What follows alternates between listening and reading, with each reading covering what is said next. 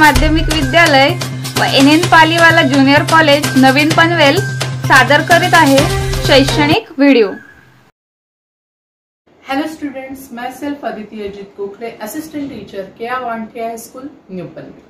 Today we will start the next chapter. The name of the chapter is decimal fraction. Decimal fraction म्हणजे काय?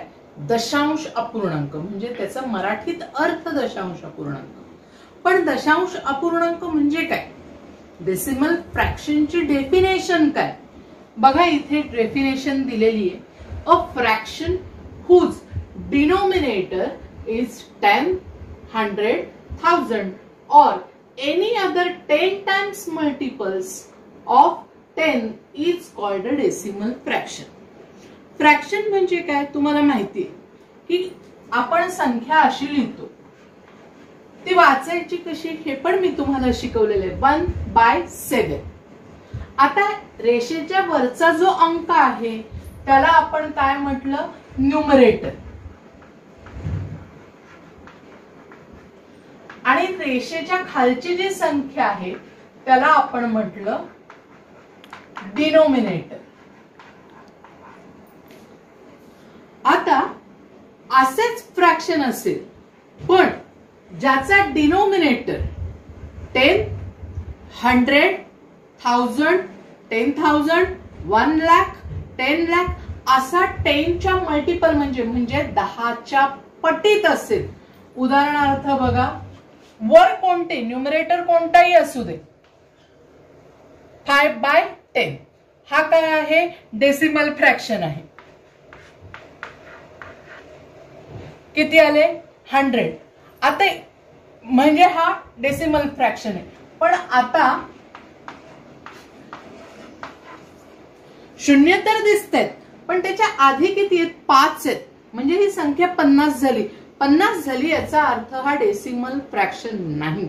Decimal fraction साठी denominator मध्ये 10 पाहिजेत, 100 पाहिजेत, 1000 पाहिजेत, 10,000 पाहिजेत, तरच त्या अंकाला, त्या फ्रॅक्शनला आपण डेसिमल फ्रॅक्शन म्हणणार आहोत।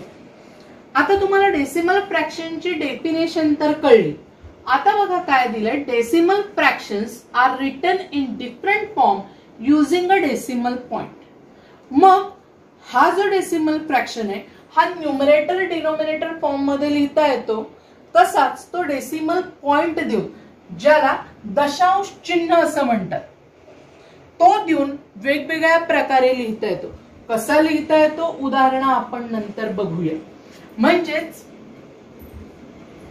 एक उदाहरण बघू आणि मग पुढे जाऊ। आता अंक मी हाच घेते, फ्रॅक्शन हाच घेते, 5/10।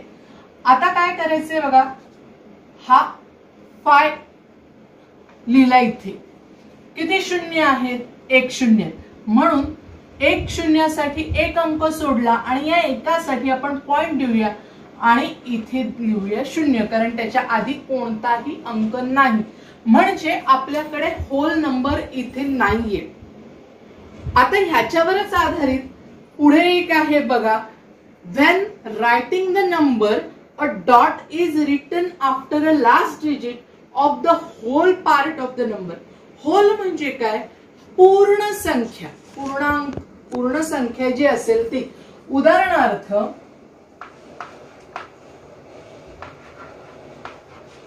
आता हा डेसिमल फ्रॅक्शन आहे, डेसिमल पॉइंट हा दिला, डेसिमल पॉइंटच्या आपल्या डावीकडे, माझं तोंड जर त्या अंकाकडे आहे तर आपल्या डावीकडे डेसिमल फ्रॅक्शन, डेसिमल पॉइंटच्या डावीकडे किती आहेत? 17 आहेत, म्हणजे हा जो आहे हा होल पार्ट आहे आणि हा होल पार्ट नाहीये, म्हणून हा डिफरन्स दाखवण्यासाठी आपण काय देतोय? डेसिमल पॉइंट देतोय, हे लक्षात घ्या।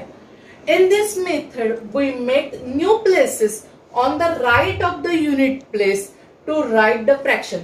मी काय म्हटलं? युनिट प्लेसच्या राईटला, म्हणजे आपल्याच उजव्या बाजूला बघा वेगळ्या जागा तयार होतात, म्हणजे तुम्हाला स्थान माहिती आहेत, युनिट्स, टेन्स, 100, 1000, 10,000 या जागा माहिती आहेत, पण डेसिमल फ्रॅक्शन मध्ये या वेगळ्या जागा तयार होतात। युनिट्स, टेन्स, हंड्रेड्स असं त्याला म्हटलं जातं। मग अशा प्रकारच्या जागा ह्या पुढे उजवीकडे पॉइंटच्या उजवीकडे तयार होतात. ह्या गोष्टी तुम्ही लक्षात घ्या आणि पहिल्यांदा डेसिमल फ्रॅक्शनची व्याख्या पाठ करा. आपण आता प्रॉब्लेम सेट मधली काही उदाहरणं बघूया कशी सोडवायची. बघा प्रॉब्लेम सेट 36. क्वेश्चन काय दिलाय बघा, write in decimal form and read aloud. आता त्याच्यात एक्स्ट्रा वर्ड्स आहेत की मिक्स्ड फ्रॅक्शन आहेत. हे मिक्स्ड फ्रॅक्शन म्हणजे काय ते बघा. आपण असा जेव्हा लिहितो फ्रॅक्शन तेव्हा त्याला नुसतं फ्रॅक्शन आपण म्हणतो, पण याला आपण मिक्स्ड फ्रॅक्शन म्हणतो. का मिक्स्ड फ्रॅक्शन म्हणायचं? 3 होल 9/10 असं ह्याला आपण रीड करतो. याचा अर्थ 3 ही जी संख्या आहे ती होल आहे, पूर्ण आहे. 9/10 अपूर्ण आहेत म्हणजे तो फ्रॅक्शन आहे. म्हणून पूर्ण आणि अपूर्ण संख्या एकत्र आली म्हणून याला काय म्हटलं की मिक्स्ड फ्रॅक्शन. मग कसं रीड करायचं ह्या फ्रॅक्शनला? 3 होल जो पूर्ण आहे त्याला असं म्हणायचं 3 होल 9/10. आता त्याने सांगितलंय की हा डेसिमल फॉर्म मध्ये लिहायचंय आणि ही संख्या त्यांनी इथे सांगितलं रीड अलाउड म्हणजे तुम्ही वाचा, पण आपण ती कशी लिहायची ते बघूया. आता बघा काय करायचंय. होल जे आहे, होल नंबर कुठला आहे? 3. त्याला जो डिनोमिनेटर आहे त्याने मल्टिप्लाय करायचं आणि प्लस जो न्यूमरेटर आहे तो काय केला बघा, जो होल नंबर आहे तो घेतला, त्याला आपण 10 नी म्हणजे 10 नीच नव्हे, जो डिनोमिनेटर असेल 10 असेल, इथे तुम्हाला 100 दिसतायत, कुठलाही जो डिनोमिनेटर आहे त्याने मल्टिप्लाय करायचं आणि जो न्यूमरेटर आहे तो त्या गुणाकारात मिळवायचा आणि याचा डिनोमिनेटर जो आहे तोच ठेवायचा. बघा आता 3 आहे 30, 30 अधिक 9 म्हणजे किती झाले? 39 आणि डिनोमिनेटर 10 म्हणजे 39/10 हे आपलं उत्तर आहे. आता आपल्याला डेसिमल फॉर्म मध्ये हे लिहायचंय. मग डेसिमल फॉर्म मध्ये लिहिताना काय करायचं? वरचा जो आपला न्यूमरेटर आहे म्हणजे रेषेच्या वरचा अंक तो जसाच्या तसा लिहायचा. लिहिला. आता खालचा अंक म्हणजेच डिनोमिनेटर मध्ये किती 0 आहेत बघा, 1 0 आहे. आपल्या राईट साइड कडून जेवढे 0 असतील तेवढे अंक सोडायचे. किती अंक आहे? एकच. मग हा एक अंक सोडला आणि हे तुम्हाला पटकन कळावं म्हणून सांगते. आणि हा जो 1 आहे या 1 साठी पॉइंट दिला. मग हा अंक कसा झाला म्हणजे आता त्यांनी सांगितले रीड अलाउड. मग कसा वाचायचा? 3 पॉइंट डेसिमल पॉइंट आहे हा, याला आपण पॉइंट म्हणायचं वाचताना 3.9. मगाशी सांगितलं तसं पॉइंटच्या आधीची संख्या ही होल असते आणि पॉइंटच्या पुढची संख्या ही अपूर्ण असते, ती होल नसते. आता आपण हा जो दिलेला अंक आहे हा लिहूया. कसा लिहायचा?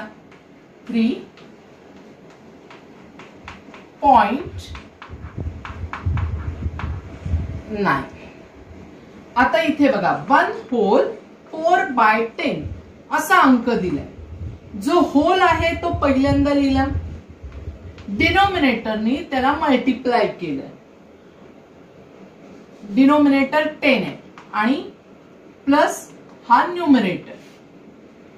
डिनोमिनेटर पुन्हा आहे तसाच. 10 एक्के 10 अधिक 4 14 म्हणजे आपल्याला कुठला फ्रॅक्शन मिळाला? 14/10. मग आपण पुन्हा त्याला डेसिमल फॉर्म मध्ये लिहायचं. न्यूमरेटर जसाच्या तसा. किती 0 आहेत? 1 0 आहे. म्हणून आपल्या राईट साइड कडून 1 हा जो एक अंक आहे उजवीकडून तो सोडून द्यायचा आणि 1 साठी द्यायचा पॉइंट. मग हा कोणता अंक तयार झाला? 1.4 लिहायचं.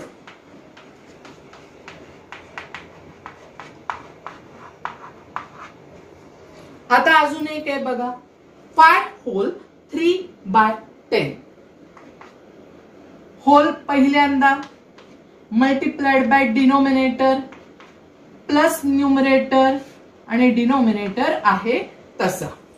5 10 50 अधिक 3 म्हणजेच किती होतील, 50 अधिक 3 53. 53/10 म्हणजे 53/10 आलं. 53 जसेच्या तसे लिहायचे. 0 किती आहे, 1 आहे, म्हणून एक अंक उजवीकडून सोडला आणि या एकासाठी दिला पॉइंट, म्हणजे अंक तयार झाला 5.3.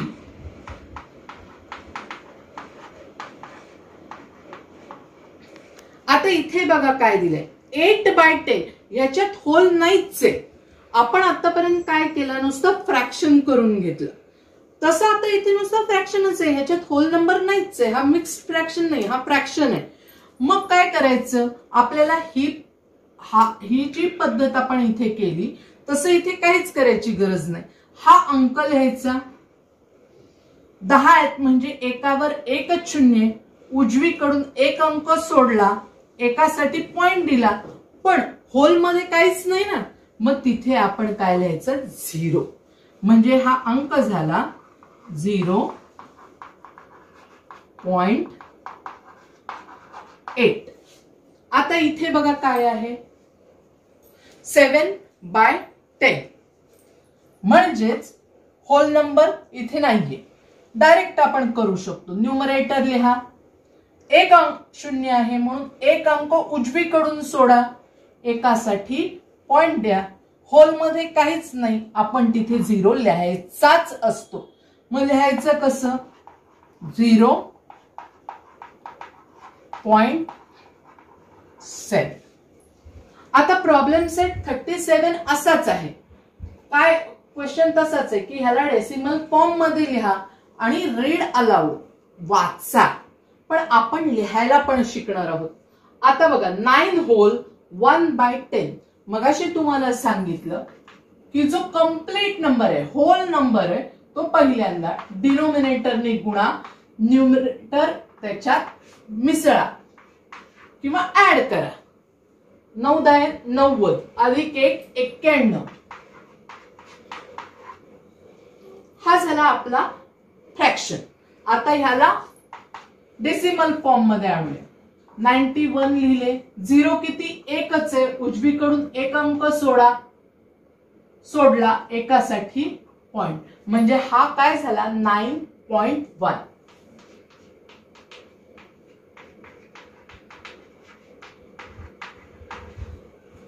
आता बघा पुढे, 9 होल 1/100 करायची पद्धत तीच आहे. 9 तसेच, कारण होल येते, मल्टिप्लाइड बाय डिनोमिनेटर म्हणजे 100 आणि प्लस न्यूमरेटर, डिनोमिनेटर खाली आहे तसंच. आता 9 गुणिले 100 किती होतील, 900, आणि 900 अधिक 1 किती होतील, 901 छेद 100 म्हणजे 901/100 आलं. आता आपण काय करणार, आलेला अंक न्यूमरेटर मधला तो लिहिला.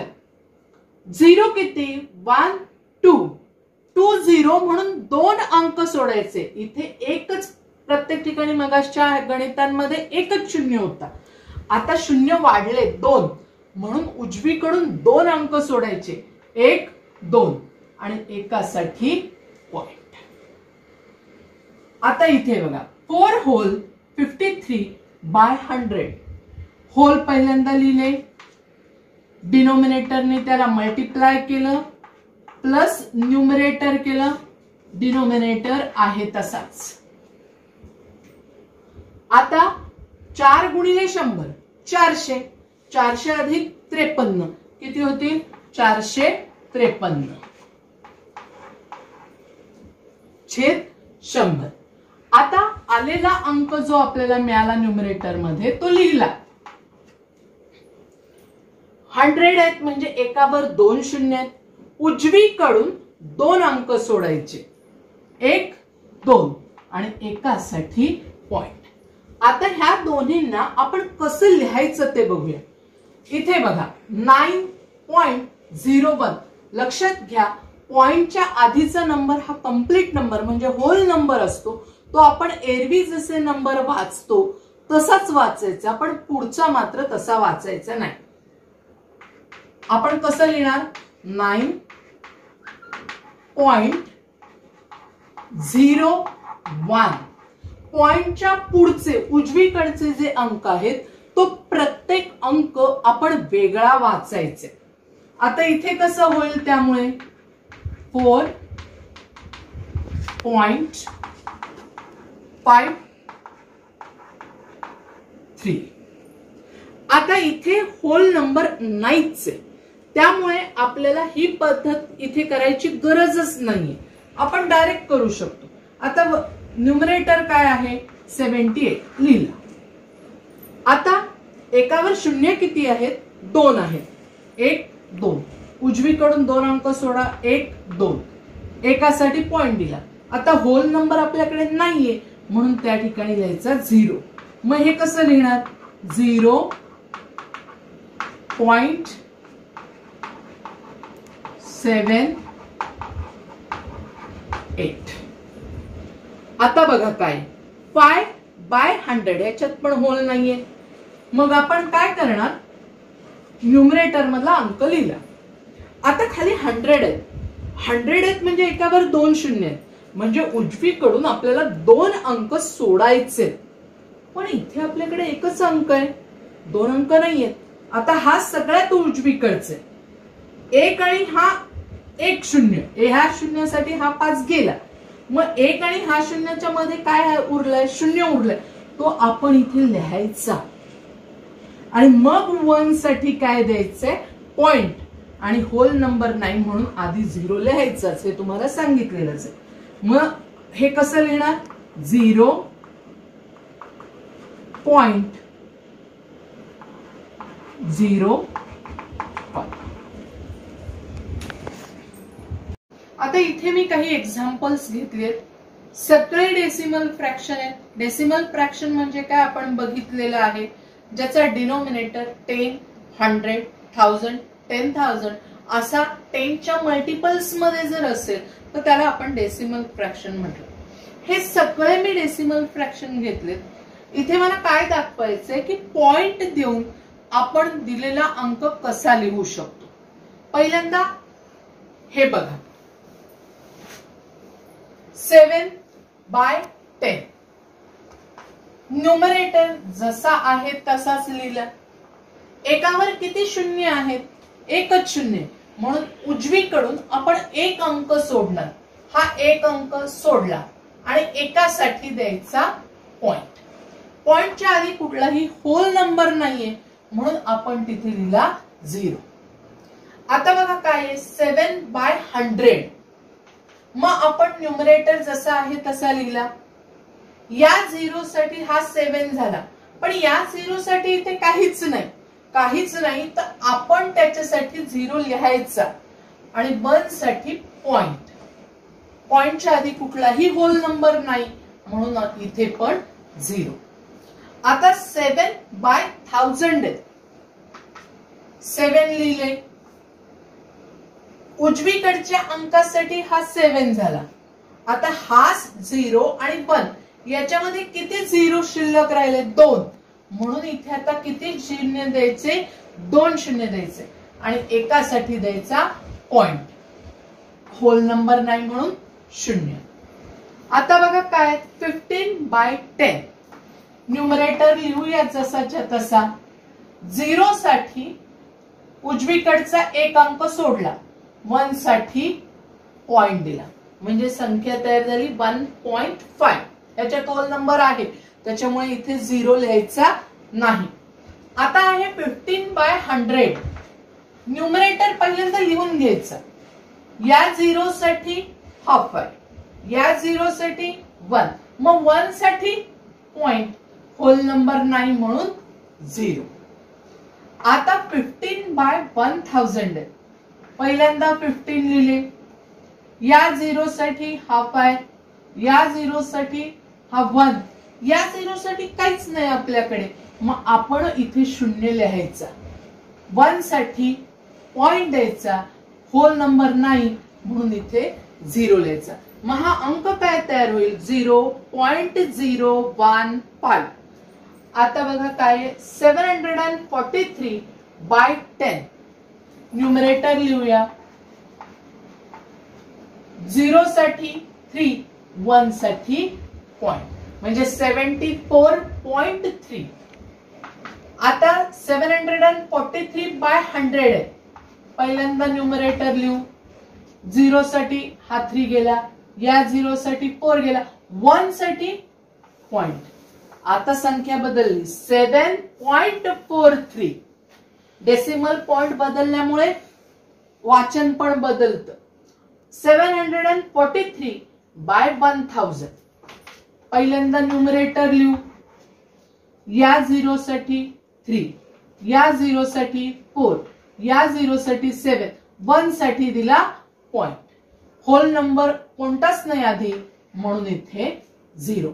या पद्धतीनं आपल्याला डेसिमल फ्रॅक्शन पॉइंट देऊन लिहिता येतो.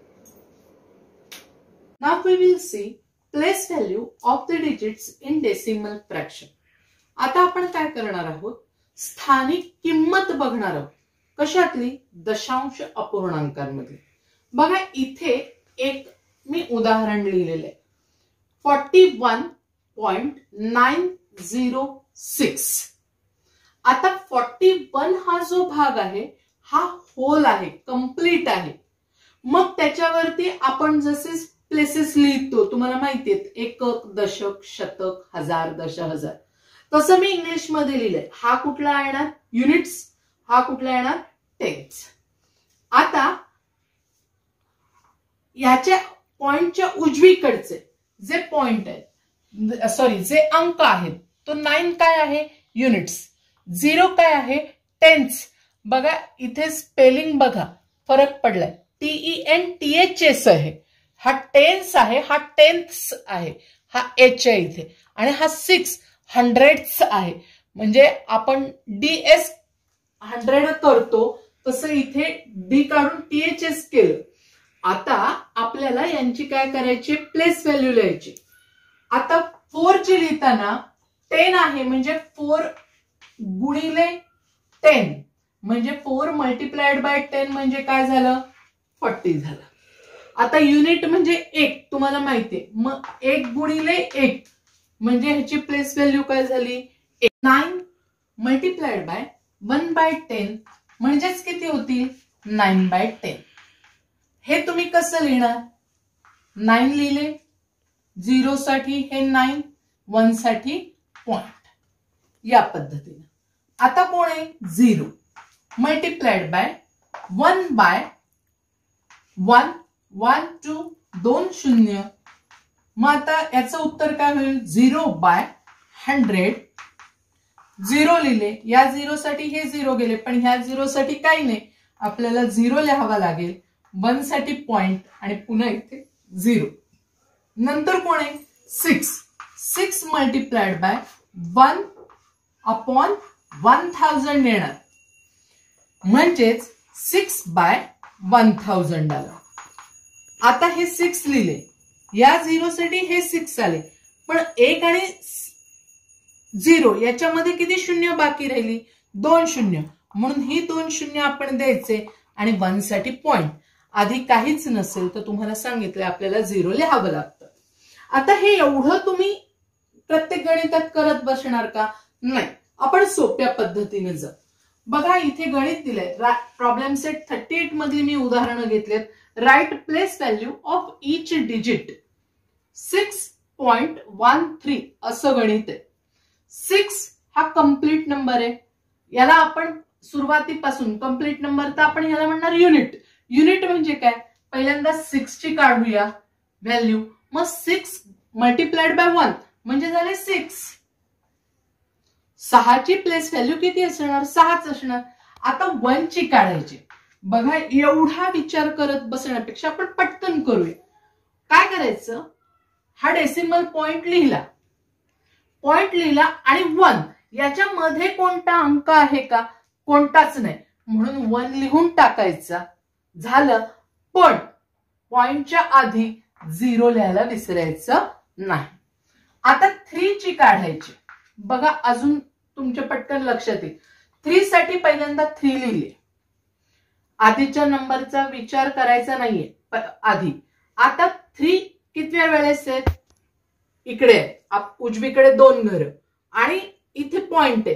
3 आणि पॉइंट यांच्यामध्ये किती अंक आहेत? 1. म्हणून 1 0 द्यायचं.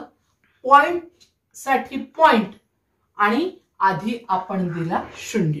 जेव्हा कंप्लीट नंबर नसतो तेव्हा 0 द्यायचा असतो. आता इथे बघा 48.84 आहेत. 4 कुठल्या प्लेसवर आहेत? दशक स्थानावर आहेत. 10च्या स्थानावर आहेत. म्हणजे 4 मल्टिप्लाइड बाय 10 किती झाले? 40 झाले. म्हणजे 4 चे किती झाला स्थानिक किंमत? 40. 8 ची किती होईल? 8. कारण 8 गुणिले 1. आता या 8 ची किती होईल? 8 पॉइंट साठी पॉइंट. हा 8 पॉइंट आणि 8 याच्यामध्ये कुठला अंक आहे का? नाही, म्हणजे 0 येणारच नाही. पण पॉइंटच्या आधी 0 लिहायला विसरायचं नाही. आता 4 पॉइंट देऊया. पॉइंट आणि 4 याच्यामध्ये किती अंक आहेत? एकच आहे, म्हणून 1 0 4.